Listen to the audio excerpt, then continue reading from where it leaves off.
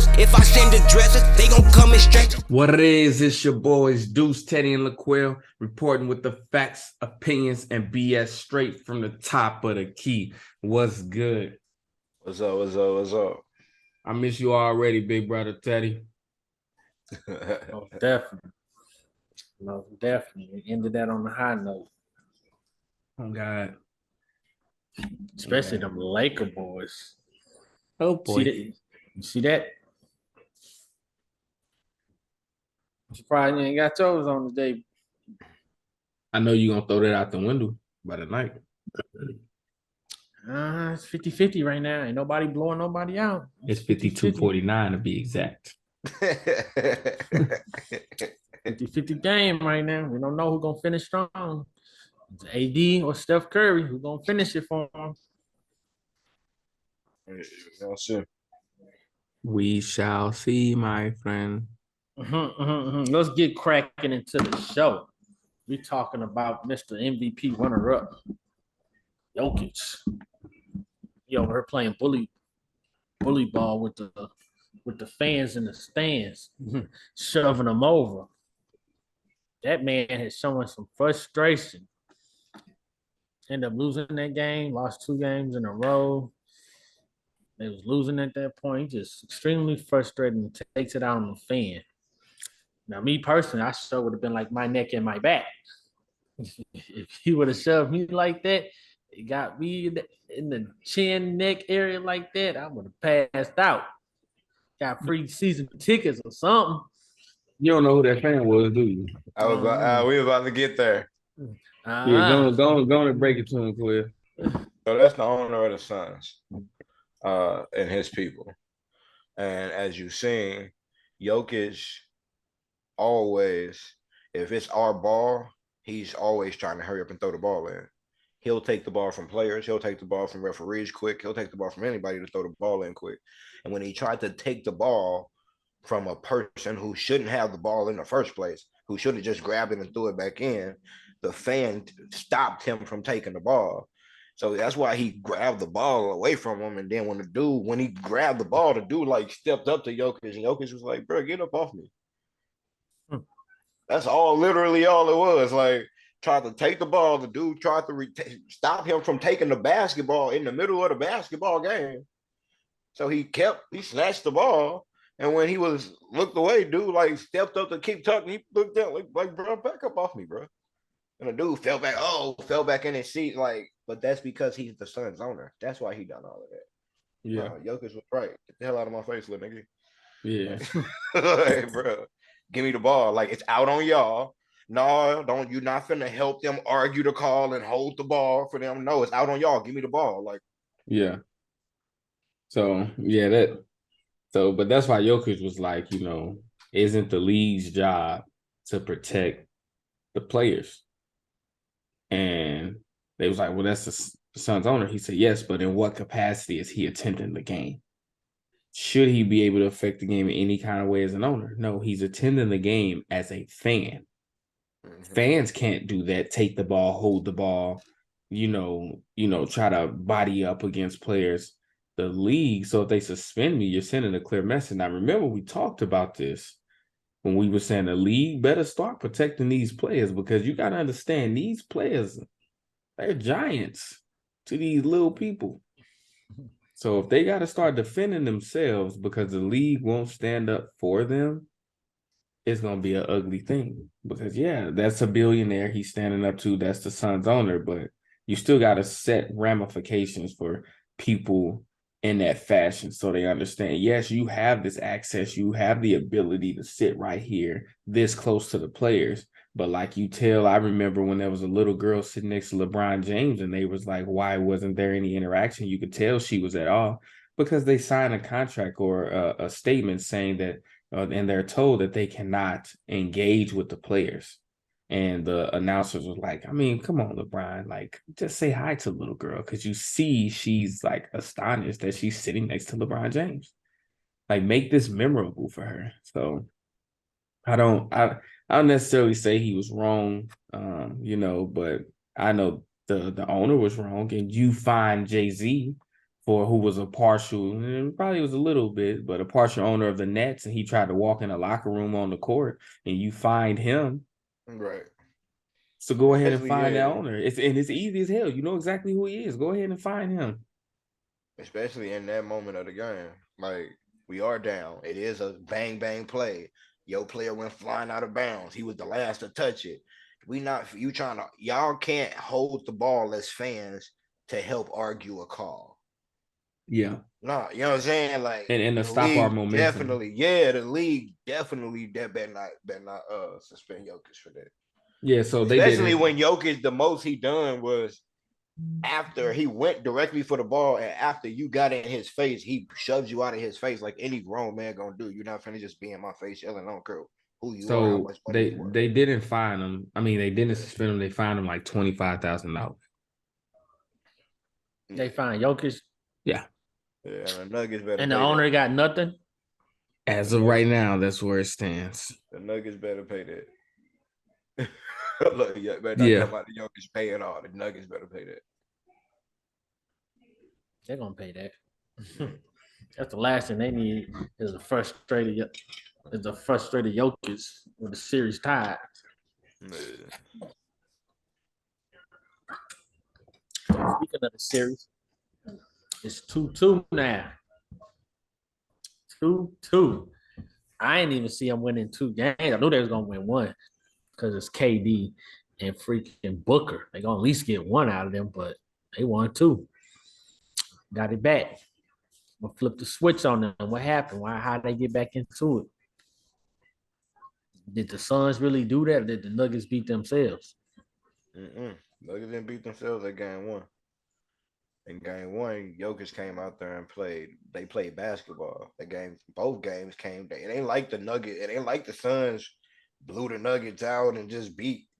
Nah, bro. The Suns had to go win a basketball game because even they had to go score 36 apiece. They had to go both give you 5 or more assists. They had to go both rebound. They had to go play basketball to beat them boys, and at home and in overtime and by 1. Like, you know what I'm saying? It ain't like they scraped by the hair of their chinny chin chin. So when you go back to the Nuggets, if y'all scrape by at home like that, y'all gonna go back and y'all might get beat by 20. You saying if the Suns scrape by, that they'll go back to Denver and get they beat? might get beat by 20 in Denver. But I look at that and I was like, oh no, Chris Paul, they're really down and out, right? The Suns are playing because they were balling. Kevin Durant and Devin Booker were balling when they was in Denver. I think Chris Paul not playing allows them to up the tempo. It puts a younger guard out there, someone else that you don't have to really give the ball to. Like, you don't have to allow Cameron Payne to do anything, whereas Chris Paul's your floor general who's going to orchestrate the offense. He's another body that touches the ball. Without him, you've seen it. Devin Booker gets more touches, and we've seen Devin Booker with no Chris Paul, where he gets more touches and plays the point guard and he shoots more. Then you got a Kevin Durant, right? But the other thing we can't ignore is the players like Michael Porter and Aaron Gordon and KCP and Bruce Brown. Those players aren't really producing. It's like they're on the road and can't really produce, because if you get a little bit from an Aaron Gordon, you get nothing from Michael Porter. And if you get something from Michael Porter, you get nothing from Aaron Gordon.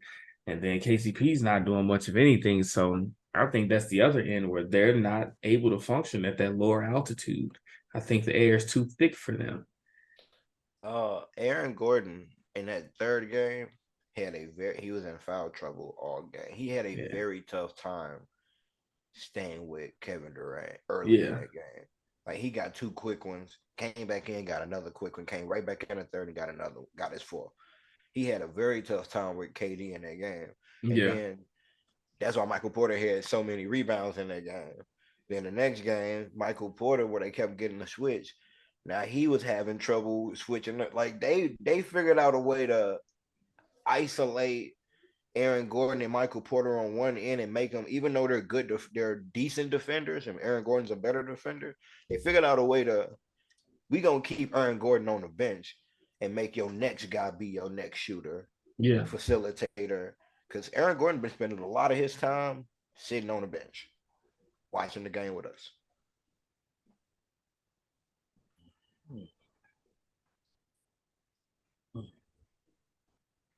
And if he ain't guarding KD, Michael Porter long and all, but he not guarding KD. Yeah. It's crazy, like seeing Michael Porter and what he was projected to be, and then seeing Jason Tatum and what he was projected to be, and just watching, like, there's no comparison. Yeah, it's like completely. There's no comparison. But I look at that matchup and I said if they didn't win game 3, it was a sweep. They won game 3 and they came back and won game 4. And in both of those games, the Suns had the ability to do something, to make an adjustment. I honestly think I watched Jokic bring the ball up the court, just slowing the ball down way too much. Like every fast break with him is a slow break, right? It's just funny watching him run, and I'm like, is he even running? Like the dude walking next to him, looking at him like, take that motherfucker. So I think they got to pick up the pace. I think the higher altitude favors them.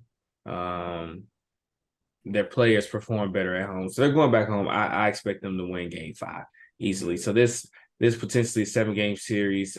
And while the Suns are winning, there's no urgency to bring Chris Paul back because we were losing with you, getting our ass whooped with you. And now we're actually pulling out some wins without you. So you go ahead and heal. But I think that's what flipped the switch. The Suns the Nuggets role players aren't responding. They're not performing on the road because you're still getting amazing games from Jokic. You know, Jamal Murray, he didn't like totally vanish or anything like that. But at home, you had amazing games from Aaron Gordon, Michael Porter, KCP came and gave you something. Bruce Brown was dunking on people, talking his shit is naive. You know what I'm saying? Jeff Green was catching bodies. You're not getting all of that on the road. So it is what it is. We'll see. We will see what happens. I just get into them. This is real brief. I know it ain't on there, but the Knicks, what's going on? Me and Quill said that Jimmy and company is gonna beat them boys. They gonna beat them boys at the end of the day. It's crazy seeing, like, I think the issue is when you look at a team like the Knicks, name one person, whether it's in the post, in the paint, inside the arc, on the arc, or outside the arc. Name one person on that team who's a defender. On the Knicks? On the Knicks. Obi Toppin. There's one person that comes to mind, and I think he's just he's a good hustle player. I don't know if we quite call him a defender. That's how he get on the court because he got to be that type of dodge hard. That's what I'm talking about. I don't necessarily think he's a defender. He's a hustle player. He hustles on both ends, but I don't necessarily think he's a defender. So when you look at that team, you don't really have a clear-cut defender. That is their issue because Julius Randle and Mitchell Robinson aren't necessarily defenders. You know, just because Mitchell Robinson can't play offense, it doesn't make him a defender because that's all he can play. It doesn't make him a defender because he can't play offense. So, I mean, the Knicks, at least the starters gave you solid numbers.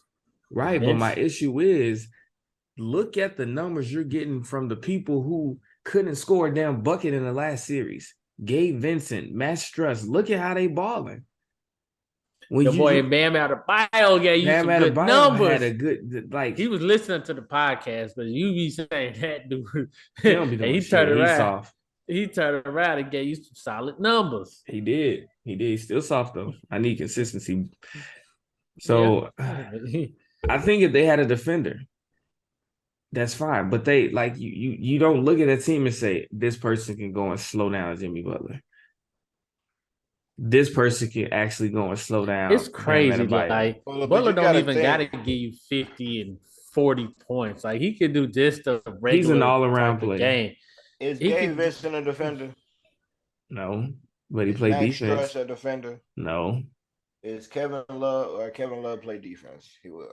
he not a Still. defender. But he's not a defender. Just because saying We you're not talking a about defender doesn't mean you don't play no. defense. But what I'm saying is, we talking about these are the players that are guarding Oh, those Kyle people. Lowry. I mean, not Kyle Lowry. Jalen Brunson. Jalen Brunson, R.J. Barrett, Julia. These are the players that are guarding these other players that are all-star players. Yeah. If y'all having trouble scoring on Gabe Vincent, it's gonna be I don't know what to tell you. Your matchup is Max Struss. Mitchell Robinson, your matchup is Kevin Love. It's no way y'all should be losing y'all matchups, but they're losing every. Like Jalen Brunson had a good night, amazing night. Quinn Grimes, I mean, the three bigs had the three bigs. Julius Randle, RJ Barrett, and Brunson had solid numbers. 20-9, 24, 4-3, 32-11 assists, 4 rebounds. Like they had decent numbers. But look at the bench production. Exactly. Right, the bench ain't do nothing. That's what he's saying. The bench from one team gives you a collective 10 points, where you got 10 points from Caleb Martin on the other team, another 15 from Kyle Lowry. If you just balance the 5 versus the 5, the Knicks win the game. The moment the bench comes in, and I think that's why they put Josh Hart on the bench, because they try to have some production with Josh Hart coming off the bench. But that's not somebody you're going to play through. So what they need to do is look into Eric Fournier, some Derrick Rose. My question is, they had a 6-man of the year in the runner up, and Emmanuel Quickly. Wasn't he on the team last time I checked? I need to look and see why he ain't played tonight. They should have 20 points coming, 15. They should have 15 every night off the bench. 6-man of the year runner up. All he was doing was being a bucket, right? Mm-hmm. So what's going on? What we got going on? I think it's a coaching problem. Coach ain't coaching. What we got going? Because they losing these. It's not like they getting blown out in these losses. Like they losing. They're losing at the end of the game. They losing at the end of the game. Like that's frustrating.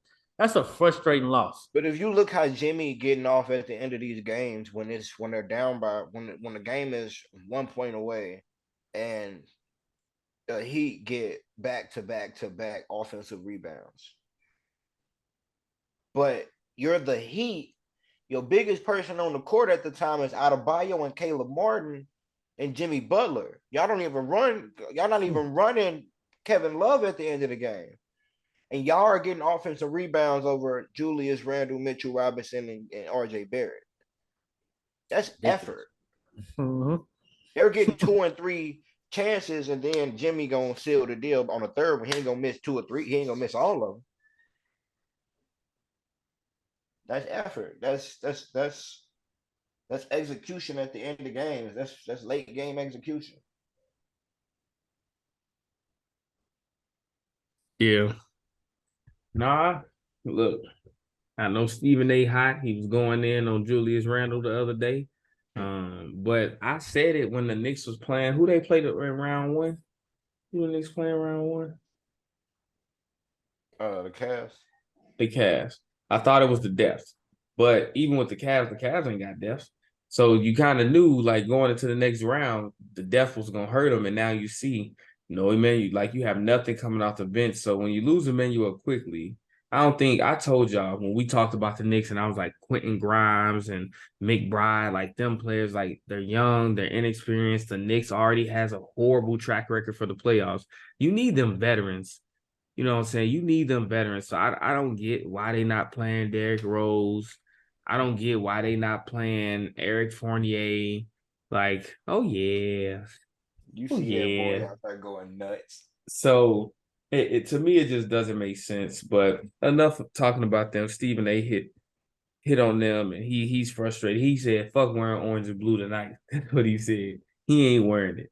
So they need to figure it out, because it just To me, it doesn't make sense. It doesn't make sense what they're going through, how they're not able to win the game. You got pretty much your entire team minus some supportive roles. They're missing key players. And Victor Oladipo, he was coming in, even if he didn't, like, he was a weapon regardless. Like, any given night, Victor Oladipo will give you 15 to 20 points. He was out there playing defense. Kyle Lowry's not healthy. Tyler Hero has a broken hand. So they have key pieces that are out, or a key piece that's out, and you all are fully functional and got a Julius Randle and a Jalen Brunson, and you can't figure it out. So you need, if you're looking in the next season, That's you what I'm saying, you man. need clear-cut defenders on that team. So maybe Mikal Bridges will fit on that team. A clear-cut defender, and he gives you offense. You need Y'all something need like some that on that veterans. team. Y'all need some veterans on You your need some team. veterans on your team, and you need to strengthen your You need bench. to, you need some depth. Like why? Like somebody else, they said that they did ask why you ain't playing Derrick Rose, and Shaq and them was like, that this ain't 2018, this ain't 2015. I'm like, bro, Derrick Rose, they ain't getting it done. right? Derrick Rose gonna give you I don't know more than what what the some hell of he them talking playing. about. They not getting it done, bro. Derrick Rose will go out there and hoop. I know that. I mean, Got to try something different. exactly. Like you can't just sit and try nothing, because I mean, what you trying, it ain't working. So Derrick Rose, see something. Put 4 year out there, put Rose, try something different. Somebody try to see if somebody give you production. And if it don't work, take them back out the game. All right, we tried. But you give them something. Because what you're doing ain't working. You're losing.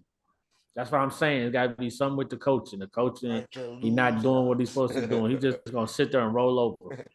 We asked when was the Knicks gonna show up. They in house now, baby. I don't see Carmelo Anthony going crazy at them games no more. Yeah, they a bunch of losers. That's why.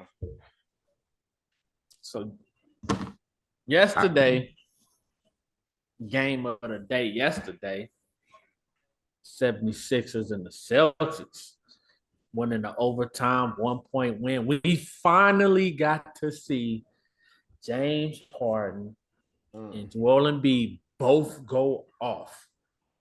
I don't know what they did in the locker room. I don't know what they said to each other. Maybe they listened to Deuce on Top of the Key podcast or something, and something happened. Something happened. Something clicked. Because you don't see these type of numbers from both of them in the same night. 42.9 assists, 8 rebounds from James Harden, and Embiid was still able to go off for 34. Now, it sucks that they had to do all of that to squeeze by a 1-point victory. That's scary. The Celtics shouldn't even be like they had to do all that. They had to do all that just to beat us and barely won. They ain't worried about nothing. But the 76ers like, dang, we both of our stars did all of that. We barely won. But at the end of the day, a win is a win. It's whoever gets 4 games, not how many points you score total. So shout out to the 76ers, but they had the same amount of rebounds. Mm-hmm. Let me see. Threes, 13. Some threes. If Celtics didn't miss 6 free throws, because the 76ers only missed 3. That's the game. Right. But also, what's concerning to me about the Celtics, we already had the thoughts of the Hawks exposing something in the Celtics defense, right? Mm-hmm. But what's concerning to me is Jason Tatum getting 18 rebounds. And now another person on that team got double-digit rebounds. We ain't seen much motion attraction from Robert Williams. Don't you think this would be the series in which you really use Robert Williams, the rim protector, the anchoring, your interior defense? Yeah, whoever got had clamps on Joel though. What? But this is throughout the series. Even last series, we haven't really seen Robert Williams. Is he back? Zumba mess with him like that. Yeah. So what I'm saying is, last year he was all the hustle plays, the points, the protecting at the rim, the lobs, everything. He was a big part of their success. And now he doesn't really play. he's a big part of what made them competitive last year. And now he barely plays. So if you're not playing him against a team who thrives in the paint, when are you going to play him? So that's what I'm asking. When are you going to play? When are you going to play him? And how long can you get that production? Rely on Jason Tatum to be an elite rebounder. But he has been a leading rebounder all year because Robert Williams been in and out of the injury, in and out with injuries. Yeah. And I think that they like the offense that Derek White provides with stretching the floor because of they can keep Marcus Smart kind of in that hound dog role.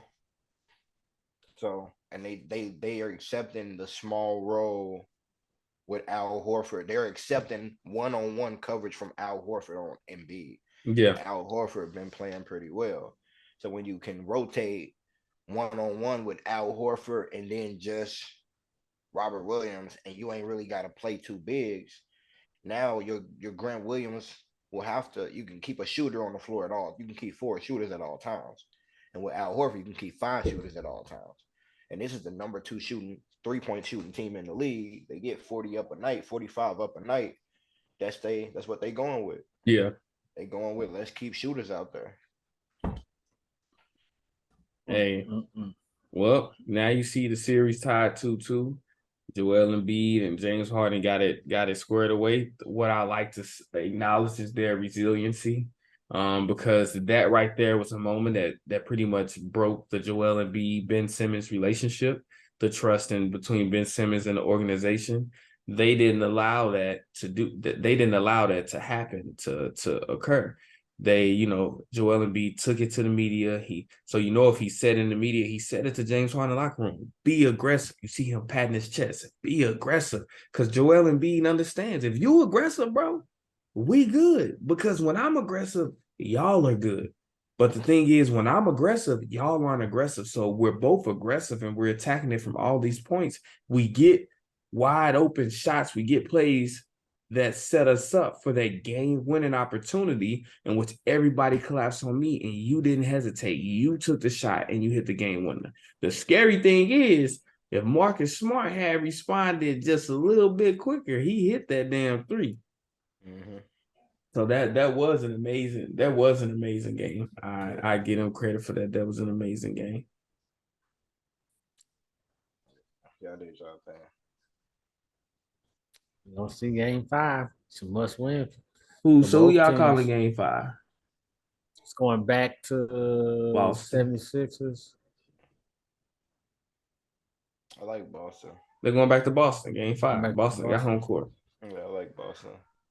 Yeah, I'm taking Boston. Tobias Harris got to be able. Tobias Harris still has his struggles playing while Joel's on the floor, and if that's going to continue to be your narrative, that's going to continue to be a problem. That's going to continue to be y'all what keeps y'all out of the finals. That's it right there. Y'all can get it from 2, but you can never get it from him. You get it from 3 or 4 at night, like they got it. They got 5 people in double digits. Y'all scraping out a win at home because y'all third scorer give you 9, 10, 11 points. So if he can't play good at home, I don't expect him to go give you 20 in Boston. Oh God, that's true. I was always saying, so what's Tobias Harris? Deuce be saying it here. Top of the key podcast. That man don't do nothing. Brogdon gonna show up. Marcus Smart gonna show up. You know what I'm saying? They other guys gonna show up in Boston and on the road. If only James Harden and Embiid showing up, they gonna have to have crazy numbers like last. You know what I'm saying? They gonna crazy numbers. And I'm gonna tell you this: you ain't finna get another game with Joel Embiid getting double digit rebounds. If you get 2 in a row, come on now. That ain't Joel Embiid. He gonna have 6 next game. Right. But however, if he does insert that kind of effort, expect it to be a great game. Because that's when you know he's trying to win. Him scoring, that ain't him trying to win. Him boarding, blocking shots, getting assists, that's him trying to win.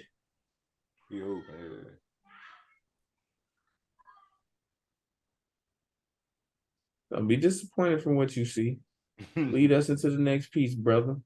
Just a little side note, we watching these games live as we put it on our Top of the Key podcast for y'all. So we don't only just be talking about it, we fans and we watching, getting pissed off while watching at the same time. The Lakers be pissing me off, man. Like, come Told you on, you ain't gonna be man. wanting to wear that jersey. It's like it's the simple stuff. Like, bruh, LeBron got the mismatch on Curry that you not scoring and you 2 feet from the basket. You're 10 feet taller than him. You're not even Defender. jumping. Okay. Like this trash. Like he ain't even Bro, jumping. you tell me when you ever seen a playoff run with LeBron James in it, and he ain't scored 30 points. Last thing. Game 4. What's this game? This game four? 5 we watching. Game 4 was the one Saturday. So this is a must win. That's the topic. Yeah. Oh, yeah, my bad. You know, it's game 5, must win. It's pretty obvious both teams need to win this game. This is pretty major. Like, But out of the two teams, who do you feel like if you were to lose this game, you could bounce back? the Warriors. Okay, so you say it's a must win for the Lakers. Yes. Okay. It's definitely a must win because you're not going to, I'm not going to say you're not, but it's going to, because they already did it, but it's very hard to beat the Warriors at home. And Warriors is starting to figure y'all out. Like the Warriors gave up last game. That's the only reason why they lost by so much. They gave it up and said we're gonna come back and do what we gotta do. The Lakers have to win this. They need that 3-1 in order to make it competitive because the Lakers can run off the Warriors can run off 2 wins just like that. Mm-hmm. And if the series decides 2-2 and they run off 2 wins, the series is over. Y'all going home. They need as much of a cushion as they can get because the Warriors going back home is not looking pretty. They're not going to win when the Warriors go back home. So this is more of an important win for the Lakers. The Lakers have to get this because as we can see, the Warriors adjust. After they lost game 1, they adjusted. They came back and they killed the Lakers. Then they lost game 3. And as we can see now live, the Warriors came back, adjusted, and now they're starting to build a lead with the Lakers. You talking they lost game? You talking the Warriors lost game 4? Yeah. No, they lost. Game 4. This game 4 we watching. This game 4 we watching? Game 4 we lost. Oh yeah, because they lost. I'm tripping. Yeah, They you lost, right. and then they came back and they're adjusting. So the Warriors are doing a good job adjusting to what the Lakers are doing, and they coming back and winning. Oh my goodness. We don't need that. Like we don't. Us Lakers don't need that. They need the biggest win. It's more important for the Lakers to win because we all know the Lakers isn't coming back and winning 2 or 3 in a row. It's not happening. Yeah, we gotta. This is a must win, like you said. This game is a must win because if they lose this, then we win. We got home court advantage again. We got 2 more games in Golden State, so pretty much over after that. Yeah. I mean, If y'all win this, all they got to do is win 1 at home. Like y'all got one more. Y'all got to go beat us twice in Golden State. You know what I'm saying? Or beat us once in Golden State. And I don't think that after we beat y'all here, we're gonna go home and lose. So when you look at this, the type of coach Darvin Ham is, I think he's a pretty good coach. Looking at how he functions, how he empowers his players and encourages them to be themselves and try to release them from that systematic pressure. I think he's a good coach. And then you couple that with the talents of an AD, the legacy of a LeBron James and the experience, they got a lot over there. So when you got can do and will do players and support pieces, that's an amazing force to have with you. But I don't really see it happening versus the Warriors. I honestly feel like the Warriors aren't They're not worried about anything. I think this is a game of chess. That's why you see the games going back and forth. Oh, so we beat y'all game 1, but then y'all made an adjustment and smacked us game 2. Then y'all beat us game 3, and as you can see, we made another adjustment and we're beating you game 4. I think it's a game of chess, and we're going to win that game of chess because we just have that continuity. We got that chemistry, and we have that current dynasty. But it's definitely a must-win game for the Lakers. And I see why you say it's a must-win game for both, because as the Warriors, you don't want to go down 3-1 because then you have no room for error. So, but it is definitely a must-win game because we win this one at home. Not only do we go back home and get that home court advantage and Chase Center and electrifying, right? But we also just showed you we can beat you at home. That's what's crazy. So, must win for both teams, but more of a win for the Lakers and everybody else who support the Lakers because y'all are so eager to try to get to the next. That's what you keep trying to do. The next. Yeah. It's anytime we run into an issue, it's the next. What you got to factor is, regardless what you say about the Lakers does not have a better offense than the Sacramento Kings. They don't. AD is vastly different than Sabonis. That is true. But if you watch our games, we're not losing the games simply because of AD. We're losing the games because we get careless with the ball, as we do, because in game 1, we weren't as careless with the ball, but Draymond Green played like Sabonis in game 1, but he was out on the perimeter and wouldn't shoot. So in game 2, you've seen the adjustment where he would shoot. They challenged him, and he was knocking down the buckets. So it's a game of chess. It's a must-win game for the Lakers. But I see my Dubs pulling this one out.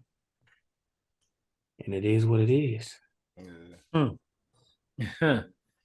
I do got a question. I remember we had talked about, like if we were to make it to the playoffs and whoever team exits the playoffs first, the opposing party, we all go to the games and we sponsor that party's attendance at the game. So I was thinking to myself, like, your team ain't even make it to the playoffs. So by default, are you supposed to be taking me on a date to this game, the finals?